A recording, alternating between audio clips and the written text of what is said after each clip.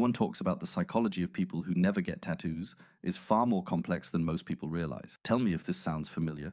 Your friend just got their third tattoo.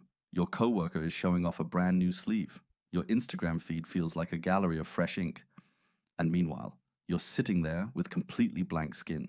And somehow people think you're the weird one. In a world where tattoos have become normal, choosing not to get one feels abnormal. But here's the twist. No one talks about the psychology of people who never get tattoos is far more complex than most people realize. Over 46% of millennials have at least one tattoo. Nearly half a generation walking around with permanent ink. Yet, while everyone analyzes why people get tattoos, almost nobody asks why some people don't. One of the biggest reasons isn't fear, but how people relate to time itself. Psychologists call it future self-continuity, the ability to imagine yourself as the same person years from now.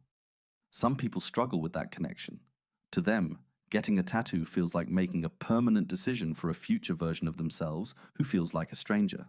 It's not indecision, it's future-focused thinking. Research shows personalities and values can change dramatically over decades, and people without tattoos tend to be very good at imagining future regret before it happens. Beyond that, many tattoo-free individuals have what's called a fluid identity orientation.